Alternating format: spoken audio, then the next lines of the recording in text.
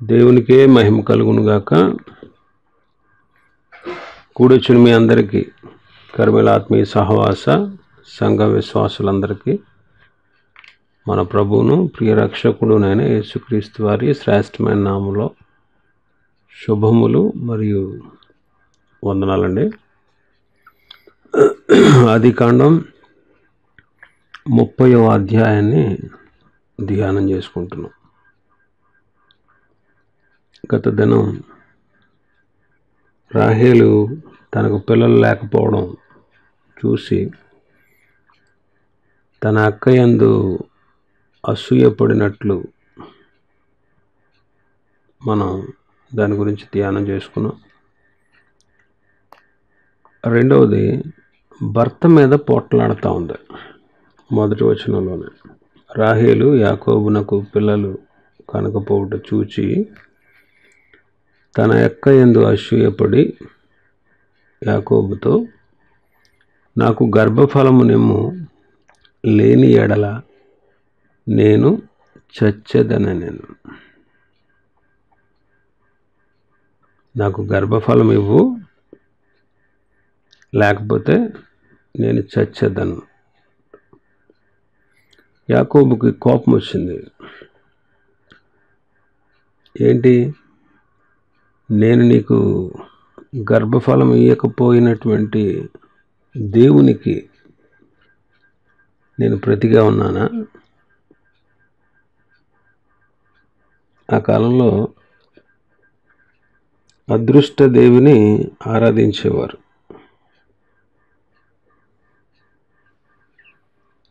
ఆ అదృష్ట దేవి వల్ల దాన్ని అష్టమి దేవి అని కూడా అంటారు. అది సంతానాన్ని ఇస్తుందని వాళ్ళ నమ్మిక అన్నమాట.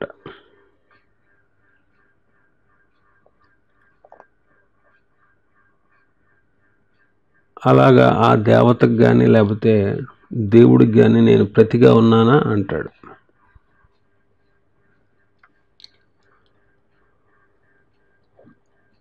గర్భఫలం వచ్చేది దేవుడే. అందుకే కీర్తనకారుడు ఏమన్నాడు, 127వ కీర్తన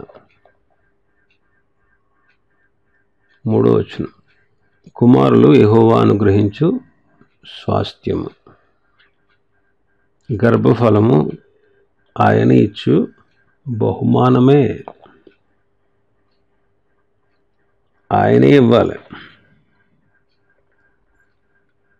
యాక్చువల్గా కుమారులు అని ఇక్కడ ట్రాన్స్లేట్ చేశారు, కానీ తెలుగులో ఇంగ్లీష్లో అయితే చిల్డ్రన్ అని ఉంటుంది. పిల్లలు ఎవరైనా సరే, మగేంటి ఆడేంటి, ఎవరైనా సంతానం, పిల్లలు అనేది దేవుడే ఇవ్వాలి. ఇక్కడ భర్త మీద పోట్లాడుతూ ఉంది. అన్న పిల్లలు లేనప్పుడు దేవుని సన్నిధిలో తను కూడా మొదట్లో విసిగిపోయేది. ఆ తర్వాత దేవుని సన్నిధిలో ప్రార్థించి కుమారుని పొందింది. అలాగే అబ్రహాము, శారా, ఇస్సాకు, రెబెకా, జకరియా, ఎలిజబెత్తులు, వీళ్ళందరూ దేవునికి ప్రార్థించి బిడ్డల్ని పొందగలిగారు. మనుషులు చేసేది మనుషులకు చెప్పాలండి. మనుషులు చేయలేనిది దేవుడే చేసేది దేవునితోనే చెప్పాలి. మనం దేవుడే చేయగలిగేది మనం దేవునితోనే చెప్పాలి, దేవుణ్ణే అడగాలి. మనుషులు చేయలేనివి దేవుడే చేయగలిగినవి చాలా ఉన్నాయి. వాటిని మనం ప్రభువునే అడగాలి.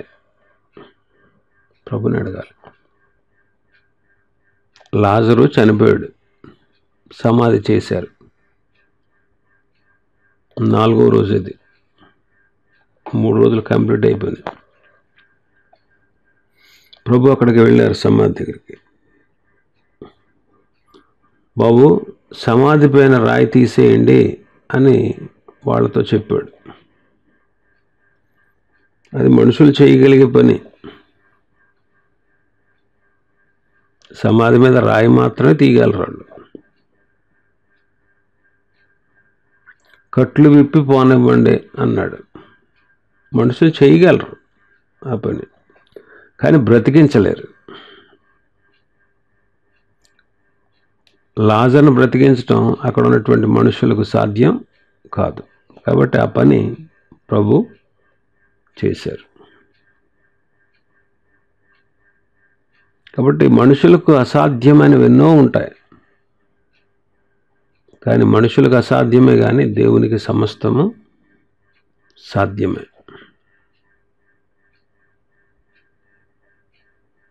కనుక ప్రభు చేయగలిగే పనులన్నీ ఆయనకు మాత్రమే చెప్పాలి, ఆయన్నే అడగాలి. మనుషులకు సాధ్యం కాని వాటిని అది దేవునికి సాధ్యమని గుర్తించి మనం ప్రభుని అడగాలి.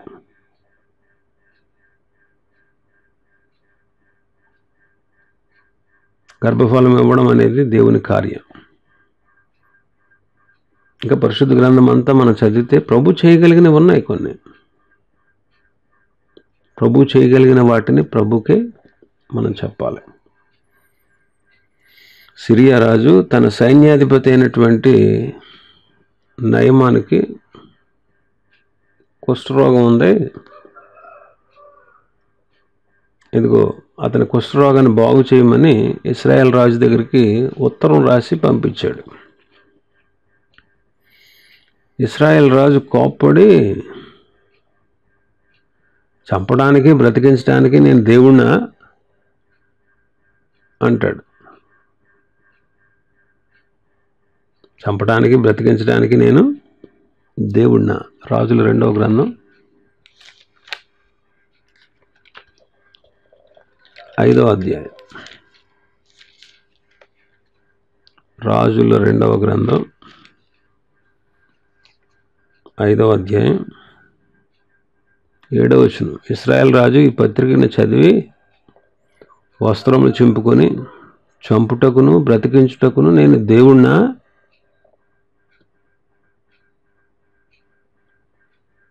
చంపడానికి బ్రతికించడానికి నేనేమైనా దేవుణ్ణా అంటున్నాడు.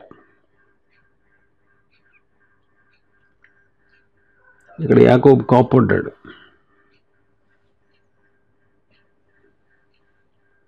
అందుకు ఆమె ఏం చేసిందంటే తర్వాత 3వ వచనంలో, అందుకు ఆమె, నా దాసి అయిన బిల్హా ఉన్నది కదా, ఆమెతో పొమ్ము, ఆమె నా కొరకు పిల్లలను కనును, అలాగున ఆమె వలన నాకును పిల్లలు కలుగుదురని చెప్పి తన దాసి అయిన బిల్హాను అతనికి భార్యగా ఇచ్చాను.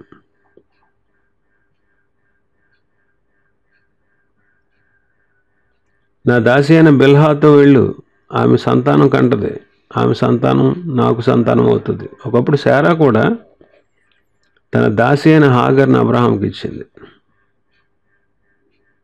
హాగర్ ఏమయ్యాడు?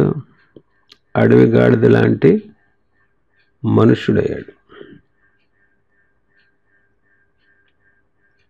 దేవుని చిత్తం కొరకు మనం వేచి ఉండాలండి. కొన్నిసార్లు దేవుని చిత్తం కొరకు మనం వేచి ఉండకుండా మన సొంత నిర్ణయాలు తీసేసుకుంటూ ఉంటాం. కొన్నిసార్లు దేవుని చిత్తం తెలిసినా దానికి లోబడరు చాలామంది. కొంతమంది దేవుని చిత్తం కోసం తెలుసుకోవడానికి వేచి ఉండలేరు.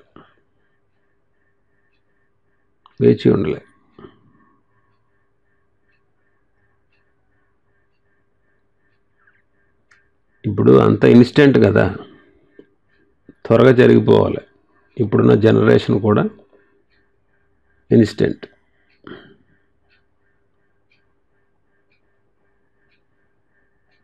త్వరగా అప్పటికప్పుడు జరిగిపోవాలని వేచి ఉండేటువంటి ఆ మనస్తత్వాలు ఈ రోజుల్లో లేవు. వేచి ఉండడంలో ఉండే ఆనందం ఆ ఆనందం అనుభూతి వేరండి.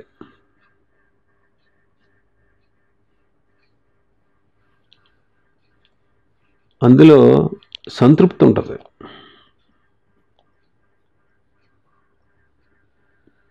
దేవుని కార్యాలు కూడా ఆయన చిత్తం కొరకు మనం వేచి ఉండాలి. ఆయన చిత్తం కొరకు మనం వేచి ఉన్నప్పుడు మన జీవితాలు ఆశీర్వాదంగా మరల్చబడతాయి. వెయిట్ చేయాలి ఆయన చిత్తం కోసం.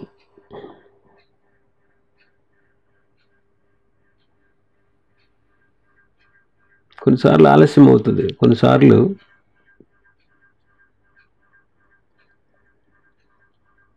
అనుకున్న వెంటనే జరగదు. అన్ని ప్రార్థనలకు జవాబు ఒకేలా ఉండదు కదా. ఒక్కొక్కసారి మన ప్రార్థనకు వెంటనే జవాబు వస్తుంది, కొన్నిసార్లు ఆలస్యం అవుతుంది, కొన్నిసార్లు అసలు జరగదు. ఆయన దేవుని చిత్తం కొరకు మనం వేచి ఉండడం, ప్రభు ఇచ్చేంత వరకు ఓపికతో కనిపెట్టడం, ఇది మనం అలవర్చుకోవాలి.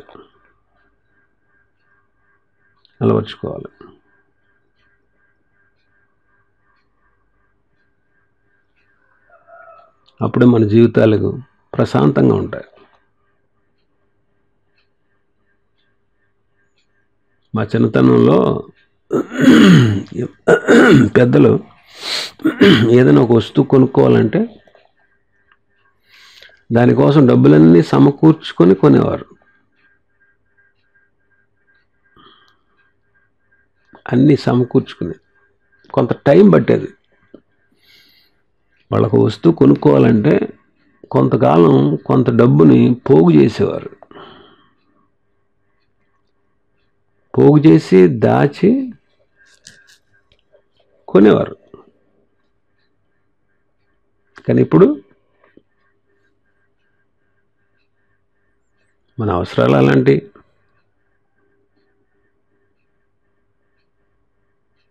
అనుకున్న వెంటనే మనం చేసేయాలనుకుంటాం, అనుకున్న వెంటనే జరిగిపోవాలి.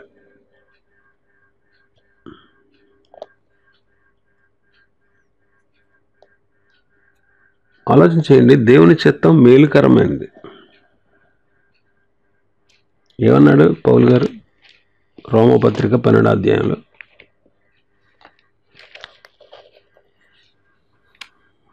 కాబట్టి 12:1, సహోదరులారా, పరిశుద్ధమును దేవుని అనుకూలమైన సజీవయాగంగా మీ శరీరంలో ఆయనకు సమర్పించుకున్నాడని దేవుని వాత్సల్యమును బట్టి మేము బ్రతిమాలుకొనుచున్నాను. ఇటు సేవ మీకు యుక్తమైనది. మీరు ఈ లోక మర్యాదను అనుసరింపక ఉత్తమమును అనుకూలమును సంపూర్ణమునయ్యున్న దేవుని చిత్తమేదో పరీక్షించి తెలుసుకున్నట్లు. ఉత్తమము, అనుకూలము, సంపూర్ణమై ఉన్న దేవుని చిత్తము అంటున్నాడు. దేవుని చిత్తానికి 3 విషయాలు ఉన్నాయి. 1, అది ఉత్తమమైనది. 2, ఆయన దృష్టికి అనుకూలమైనది. 3, సంపూర్ణమైనది. ఉత్తమము, అనుకూలము, సంపూర్ణము.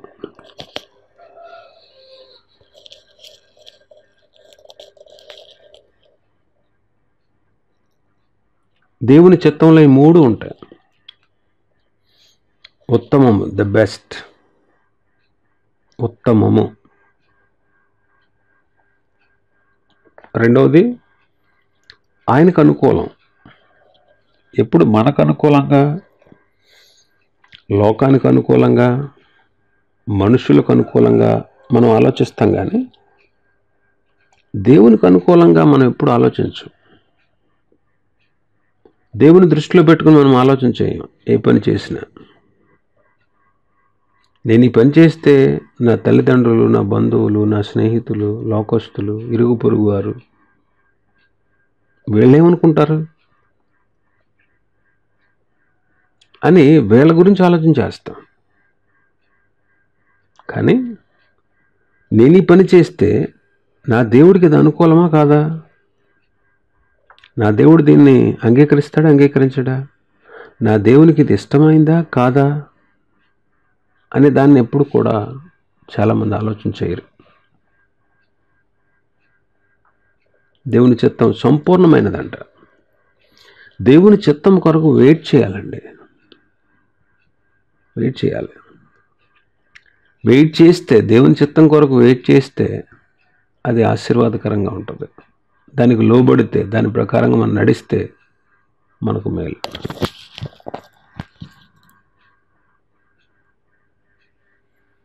అసలు వాళ్ళు చాలా టెన్షన్ లేకుండా ఉండేవారు. ఈరోజు మనకు అన్ని టెన్షన్సే. ఎందుకని? మనం ఏదైనా కొనాలంటే సమకూర్చుకుంటలా.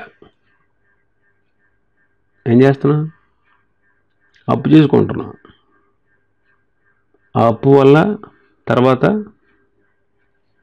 తెప్పలో ముప్పులు. మా ఫాదర్ టైంలో, అంటే మా చిన్నతనంలో, మా తల్లిదండ్రులు, మా బంధువులు, మా ఇరుగు పొరుగు వాళ్ళందరూ కూడా ఏదైనా ఒకటి కొనాలి అంటే, ఏదైనా చేయాలంటే వాళ్ళు పోగు చేసుకునేవారు.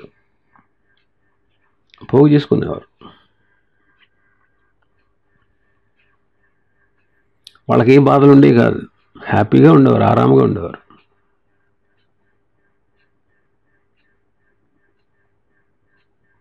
అంటే వెయిట్ చేయడం అనేది ఈ రోజుల్లో ఇప్పుడుండే జనరేషన్కి అసలు కుదరట్లా. వాళ్ళు కూడా ఇలాగే తిప్పలు పడ్డారు. శారా కూడా ఎన్ని తిప్పలు పడింది. తన కొడుకు పుట్టిన తర్వాత వాడు పరిహసించడం, అపహసించడం, ఇచ్చింది తానే మళ్ళీ వెళ్ళగొట్టమనడం. ఇప్పటికీ వాళ్ళ మధ్యలో వైషమ్యాలు, యూదులకి అరబ్బులకి మధ్య. లైఫ్ లాంగ్,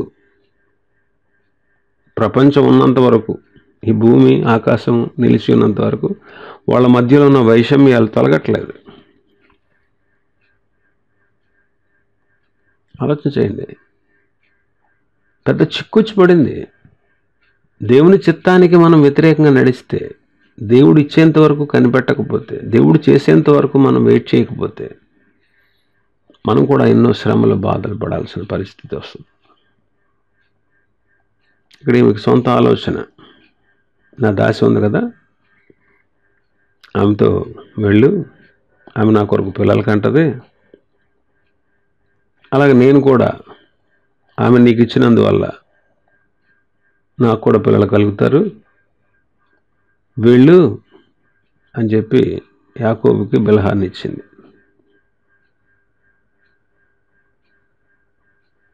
ఆ తర్వాత 5-6 వచనాలు మనం చూస్తే, బిల్హా గర్భవతి యాకోబుకు కుమారుని కన్నది. అప్పుడు రాహేల్ ఏమంటుంది? దేవుడు నాకు తీర్పు తీర్చాను, ఆయన నా మొరను విని నాకు కుమారుని దయచేసిన అనుకుని అతనికి దాను అని పేరు పెట్టాడు.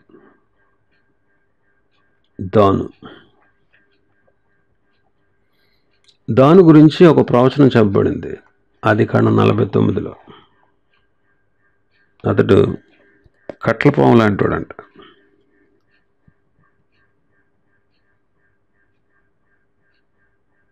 ఎలాంటివాడు? 49వ అధ్యాయం.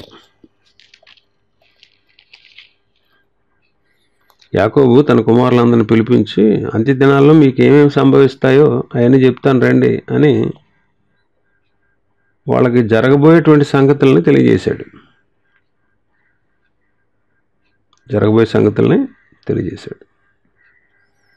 వాళ్ళ జీవన విధానం ఎలాంటిది, వాళ్ళ పరిస్థితులు ఎలాంటివి, వాళ్ళ స్థితిగతులు ఎలాంటివో చెప్పాడు. 17వ వచనం. దాను త్రోవలో సర్పముగాను, దారిలో కట్లపాముగాను ఉండను, అది గుర్రపు మడిమలు కరుచును.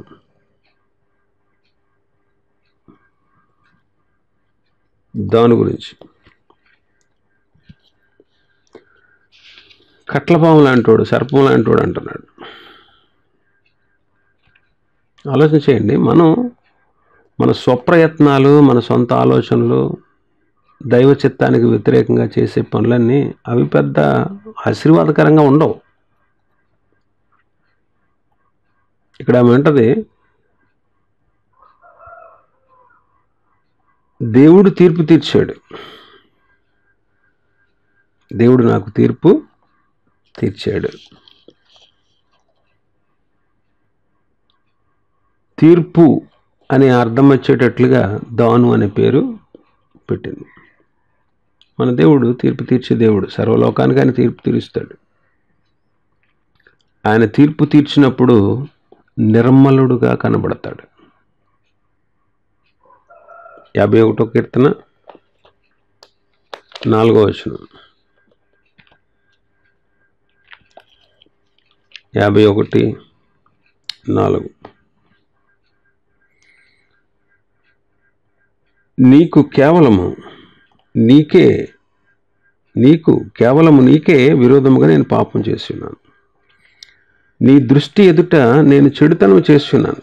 కావున ఆజ్ఞ ఇచ్చినప్పుడు నీవు నీతిమంతుడుగా అగపడదు, తీర్పు తీర్చినప్పుడు నిర్మలుడుగా అగపడదు. ఈ కీర్తన దావీదు పాపం చేసిన తర్వాత నాతాను ప్రవక్త వచ్చి అతన్ని గద్దించినప్పుడు రాసినటువంటి కీర్తన ఇది. కేవలం నీ దృష్టికి విరోధంగా నేను పాపం చేశాను, చెడుతనం చేశాను. నువ్వు తీర్పు తీర్చే దేవుడు, నువ్వు తీర్పు తీర్చేటప్పుడు నిర్మలుడుగా కనబడతావు అంటున్నాడు. దావీదుకు శిక్ష పెట్టాడు, ఇక నుంచి నీకు పోరాటాలు. నువ్వు 4 బిడ్డల్ని ప్రతిగా ఇవ్వాలి, నీ ఇంటి వారితో నిత్యము నీకు పోరాటం. శిక్ష ఖరారు చేసి చెప్పాడు. అవన్నీ విన్న తర్వాత దావీదు అంటున్న మాటలు, నువ్వు తీర్పు తీర్చేవాడవయ్యా, నువ్వు తీర్పు తీర్చేటప్పుడు నిర్మలుడుగా కనబడతావు. పక్షపాతి కాడండి మన ప్రభు, తీర్పు తీర్చేవాడు. సమస్తము ఎరిగి ఆయన తీర్పు తీర్చేవాడు. ఆయన యందు విశ్వసించిన వారికి కూడా తీర్పు తీర్చేటువంటి దేవుడు ఆయన.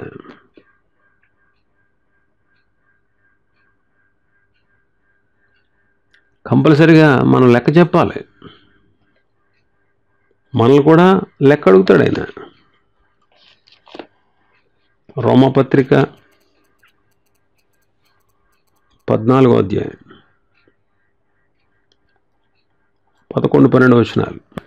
నా తోడు ప్రతి మోకాలను నా ఎదుట వంగును, ప్రతి నాలుకయు దేవుని స్తుతించునని ప్రభు చెప్పుచున్నాడు అని రాయబడినది గనుక మనలో ప్రతివాడును తన్ను గురించి దేవునికి లెక్క అప్పగించవలెను. మనలో ప్రతివాడు తనను గురించి తాను దేవుడికి లెక్క అప్పగించాలి. ప్రతివాడు. 10వ వచనం అంటాడు, నీవు నీ సహోదరునికి తీర్పు తీర్చనేలా, నీ సహోదరుని నిరాకరింపనేలా. మనం అందరము దేవుని న్యాయపీఠం ఎదుట నిలుతాము, ఆయన ఎదుట మోకరిస్తాం, ఆయనను స్తుతిస్తాం. కాబట్టి ఆయన ఎదుట తీర్పు తీర్చేటప్పుడు, న్యాయపీఠం ఎదుట మనం నిలిచి ఉన్నప్పుడు మనం అందరం కూడా లెక్క చెప్పాలి. తీర్పు తీర్చే దేవుడు ఆయన, తీర్పు తీర్చే దేవుడు. మనం లెక్క అప్పగించాలి ఆ దేవునికి. అందుకే మన ఇష్టానుసారంగా బ్రతకడానికి లేదండి, మన ఇష్టాన్ని మనం నెరవేర్చుకోవడానికి లేదు. దేవుని చిత్తాన్ని మనం నెరవేర్చాలి. ఎందుకంటే ఆయన అంధకారమందలి రహస్యాలను వెలుగులోకి తీసుకొస్తాడు. మనుషుల హృదయాలలో ఉన్నటువంటి ఆలోచనలను బయలుపరుస్తాడు. ఆ టైంలో అంధకారంలో ఉన్నటువంటి విషయాలను వెలుగుపరిచినప్పుడు, వెలుగులోకి తెచ్చినప్పుడు, రహస్యమైన వెలుగులోకి తెచ్చినప్పుడు, మనుషుల హృదయాల్లో ఉండేటువంటి ఆలోచనలు ఆయన బయలుపరుచినప్పుడు, అప్పుడు ప్రతివానికి మెప్పు దేవుని వల్ల కలుగుతుంది.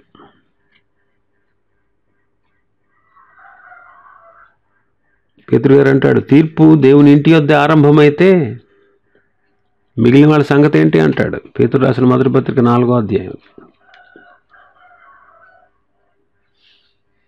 పేతురు రాసిన మొదటి పత్రిక 4వ అధ్యాయం 17. తీర్పు దేవుని ఇంటి వద్ద ఆరంభముకు కాలం వచ్చిన్నది, అది మన యొద్దనే ఆరంభమైతే దేవుని సువార్తకు అవిధేయులైన వారి గతి ఏమవును?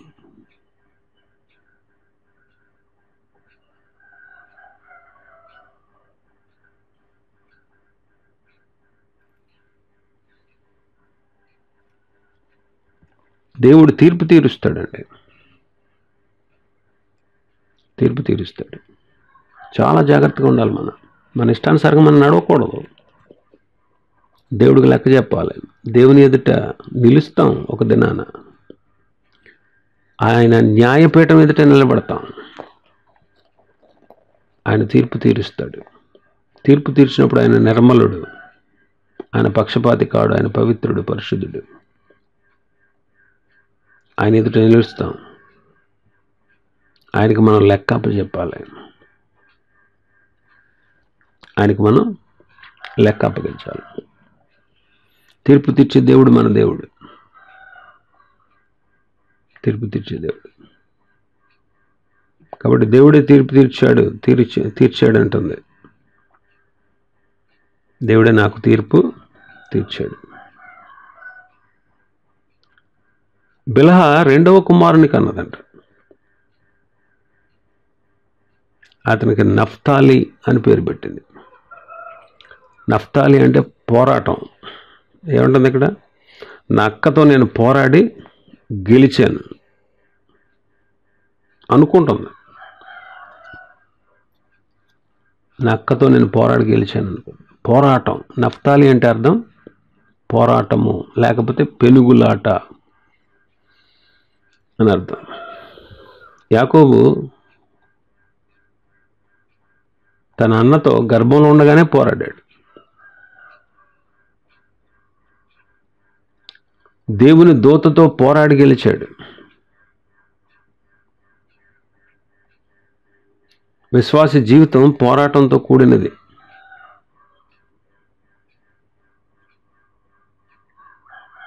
ఎవరితో పోరాడాలి? మనుషులతోట. ఎలా పోరాడాలి? పౌలు గారు చెప్పాడు ఎఫెసీ పత్రిక 6వ అధ్యాయంలో. ఎఫెసీ పత్రిక 6వ అధ్యాయం 12వ వచనం. ఎలా అనగా మనం పోరాడునది శరీరులతో కాదు, కానీ ప్రధానులతోనూ అధికారులతోనూ ప్రస్తుత అంధకార సంబంధులకు లోకనాథులతోనూ ఆకాశ మండలమందున్న దురాత్మల సమూహములతోనూ పోరాడుచున్నాం. అందుచేత మీరు ఆపద్దనమందు వారిని ఎదిరించుటకు సమస్తము నెరవేర్చిన వారే నిలవబడుటకు శక్తిమంతులగినట్లు దేవుని సర్వాంగ కవచము ధరించుకొనుడి. దేవుడిచ్చే సర్వాంగ కవచాన్ని ధరించుకో. మన విరోధిగా అపవాది, వాడికి లోబడకుండా మనం దేవునికి లోబడి వాడిని ఎదిరించాలి. యాకోబు గారు అంటాడు కదా 4వ అధ్యాయంలో, దేవునికి లోబడండి, అపవాదిని ఎదిరించండి, అప్పుడు వాడు మీ యొద్ద నుంచి పారిపోతాడు. మొదట దేవునికి లోబడాలి, అపవాదిని ఎదిరించాలి. దేవుడిచ్చే సర్వాంగ కవచాన్ని ధరించుకుని వాడిని జయించాలి. కానీ ఎప్పుడు కూడా మనం వాడితో రాజీ పడకూడదు. మనం పోరాడేది శరీరంతో, పాప ఇచ్చలతో.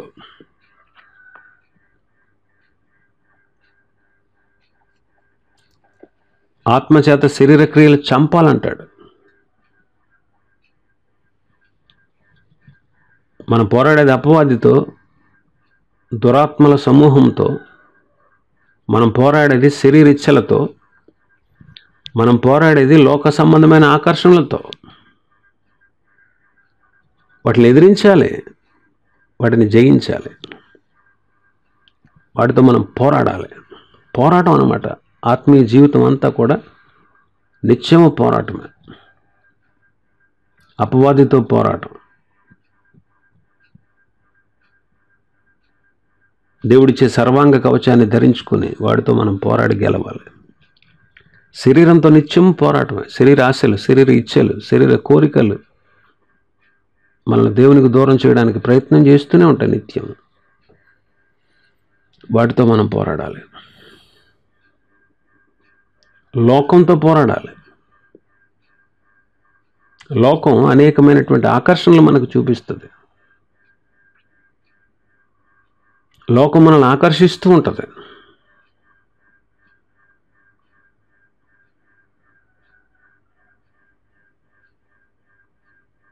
మనం వాటిని ఎదిరించాలి, జయించాలి. వాటిని అనుసరించకూడదు. అందుకే లోక స్నేహం దేవునితో వైరం అంటాడు. లోకంలో ఎన్నో ఉన్నాయి నిన్ను దేవునికి దూరం చేసేటువంటి విషయాలు. కాబట్టి నిత్యము వాటిని జయించాలి, వాటితో నిత్యము పోరాడుతూనే ఉండాలి. ఇంకా మనం పోరాడే విధం ఎలాంటిదో తెలుసా? ప్రార్థనలో మనం పోరాడాలి. కొలస్సీ పత్రిక 4వ అధ్యాయం. కొలస్సీ పత్రిక 4వ అధ్యాయం 12వ వచనం. మీలో ఒకడును క్రీస్తు యేసు దాసుడునైన ఎపఫ్రా మీకు వందనములు చెప్పుచున్నాడు. మీరు సంపూర్ణులను, ప్రతి విషయంలో దేవుని చిత్తమును గూర్చి సంపూర్ణ ఆత్మనిశ్చయత గలవారే నిలకడగా ఉండవలనని ఇతడు ఎల్లప్పుడూ మీ కొరకు తన ప్రార్థనలో పోరాడుచున్నాడు. ప్రార్థనలో ఏం చేస్తాడంట? పోరాడుతున్నాడు. ఎపఫ్రా. కొలస్సీలో ఉన్నటువంటి సంఘ విశ్వాసులు వాళ్ళు సంపూర్ణులు అవ్వాలి. ప్రతి విషయంలో దేవుని చిత్తాన్ని గురించిన సంపూర్ణాత్మ నిశ్చయత గలవారే నిలకడగా ఉండాలని ఇతడు ఎల్లప్పుడూ కూడా ఏం చేస్తున్నాడంటే ప్రార్థనలో పోరాడుతున్నాడు. ప్రార్థనలో పోరాడుతున్నాడు. కాబట్టి గమనించండి, అతడు ఎల్లప్పుడూ ప్రార్థనలో పోరాడుతున్నాడు. కొలస్సీ సంఘం గురించి, సంఘ విశ్వాసులు దేవుని చిత్తాన్ని తెలుసుకోవాలి, సంపూర్ణాత్మ నిశ్చయం కలిగి ఉండాలి, నిలకడగా ఉండాలి. ఎల్లప్పుడూ ప్రార్థనలో పోరాడుతున్నాడట.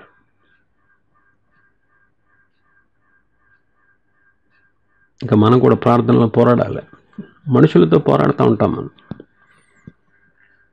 బిడ్డల మార్పు కొరకు చాలామంది బిడ్డలు మనం చూడండి, రాత్రి ప్రార్థనలు చేసేటప్పుడు చాలామంది తమ బిడ్డల కోసం దుఃఖంతో, వేదనతో ప్రార్థన చేశారు.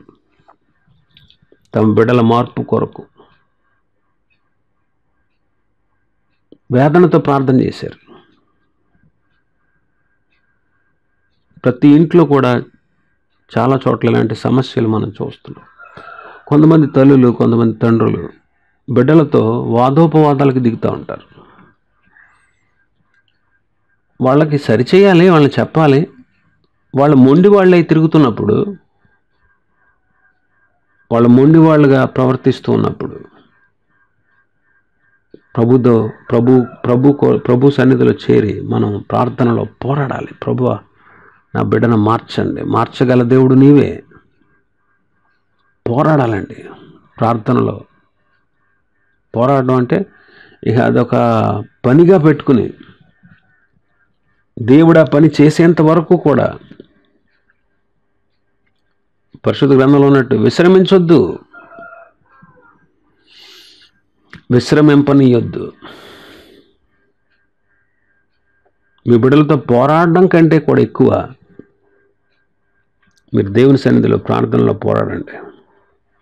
వాళ్ళు మారాలి, వాళ్ళు రక్షించబడాలి, వాళ్ళు దేవుని బిడ్డలుగా చేయబడాలి, వాళ్ళ దేవుని సొత్తు అవ్వాలి, దేవుని పిల్లలు అవ్వాలి. వాళ్ళు దేవుడిచ్చే ఆశీర్వాదాలు పొందాలి, వాళ్ళ బ్రతుకులు మారాలి, వాళ్ళ జీవితాలు మారాలి,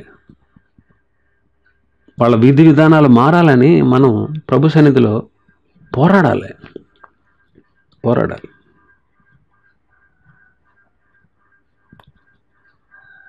ఇంకా పౌలు గారు అంటాడు, సువార్త పక్షంగా మనం పోరాడాలి, సువార్తను ప్రకటించాలి. ఎదిరించే వాళ్ళకి బెదిరిపోకూడదు, అందరికీ మనం సువార్త ప్రకటించాలి. ఇంకా యోధా గారు అంటాడు యోధా పత్రికలో, దేవుడు మనకు అప్పగించబడినటువంటి సత్యమైన బోధ నిమిత్తం మనం పోరాడాలి అంటాడు. ఈ బోధ నిమిత్తం మనం ఏం చేయాలంటే పోరాడాలి. ఎన్నో తప్పు బోధలు విస్తరిస్తూ ఉన్నాయి లోకంలో, తప్పు బోధలు ఎన్నో విస్తరిస్తూ ఉన్నాయి. మనం పోరాడాలి, వాక్యానుసారమైనటువంటి సత్యంలో మనం నిలిచి తప్పు బోధనలు ఖండించాలి. తీతు పత్రికలో పౌలు గారు అంటాడు, తీతుకు రాస్తూ 2వ అధ్యాయం, తీతు పత్రిక 2వ అధ్యాయం 15వ వచనం చదువుదాం. వీటిని గూర్చి బోధించుచు హెచ్చరించు సంపూర్ణ అధికారంతో దుర్బోధను ఖండించుచు నుండుము. దుర్బోధను ఖండించాలి అంటున్నాడు.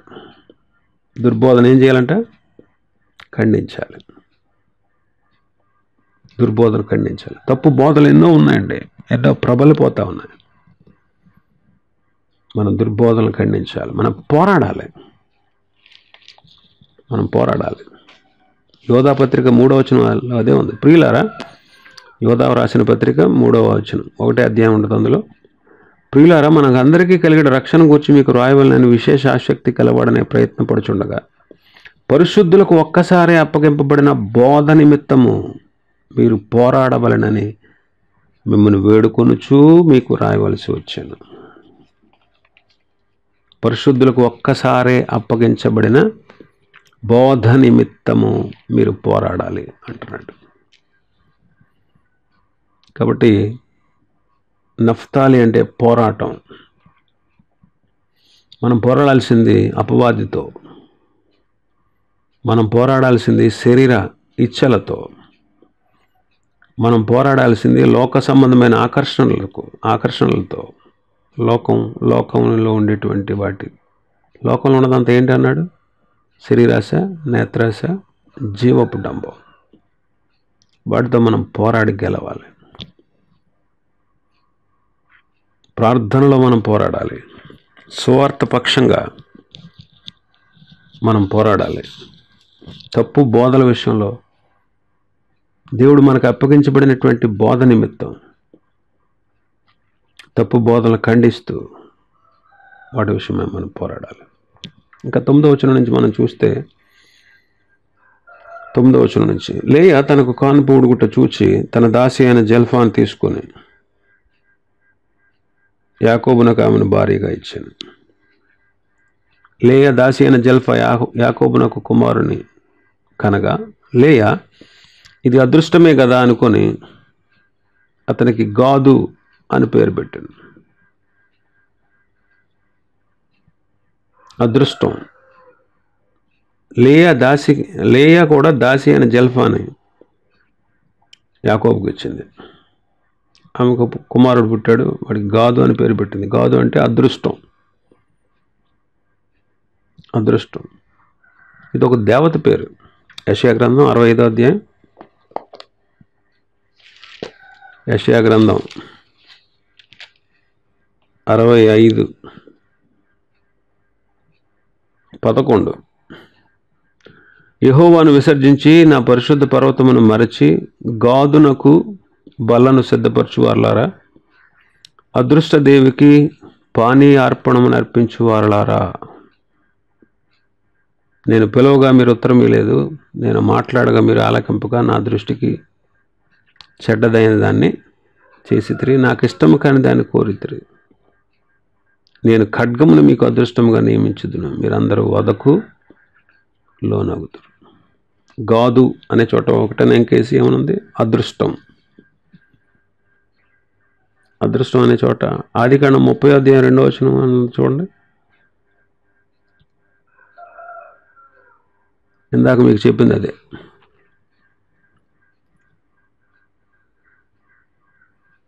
అదృష్టదేవికి పానీయార్పణం అర్పిస్తున్నారంట. అందుకే ప్రభు ఏమంటున్నాడు, ఖడ్గాన్ని మీకు అదృష్టంగా నియమిస్తాను. అదృష్టదేవికి బలి అర్పించడం అనేది దేవునికి విరోధమైన కార్యం.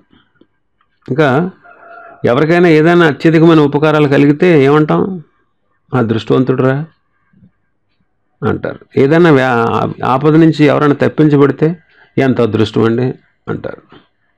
అదృష్టం అనేది వాడుకగా ఈ లోకంలో చాలామంది మాట్లాడుతూ ఉంటారు. వాడుక పదం. దేవుని పిల్లలు కూడా ఏదైనా మేలు జరిగినా లేకపోతే ఏదైనా అపాయం నుంచి తప్పించబడినా ఎక్కువ సార్లు ఏమంటారు, ఎక్కువ శాతం మంది ఇంకా ఏమంటే చాలా అదృష్టం అక్కడికి అంటారు. మనం అదృష్టం అనే మాట ఉపయోగించకూడదు. అదృష్టవశం చేత జరిగిందని మనం ఎప్పుడు చెప్పకూడదు. దేవుని కృప అండి, ఇది దేవుడు చేసిన ఉపకారం అండి, దేవుని ఆశీర్వాదం అండి అని చెప్పుకోవాలి మనం. ఇది వాక్యక్రమం.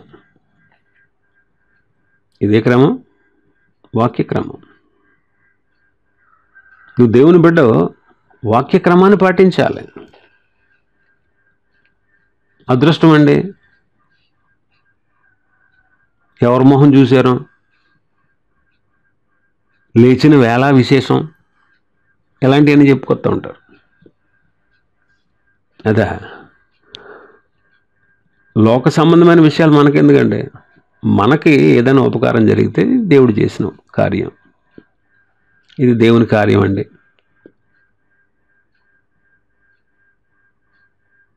ఇది దేవుని కృప అండి, ఇది దేవుని ఆశీర్వాదం అండి, ఇది దేవుడు మాకు చేసిన ఉపకారం అండి అని మనం చెప్పాలి. ఇది వాక్యక్రమం. అందుకే యాకోబు గారు ఏమన్నాడు, 1:17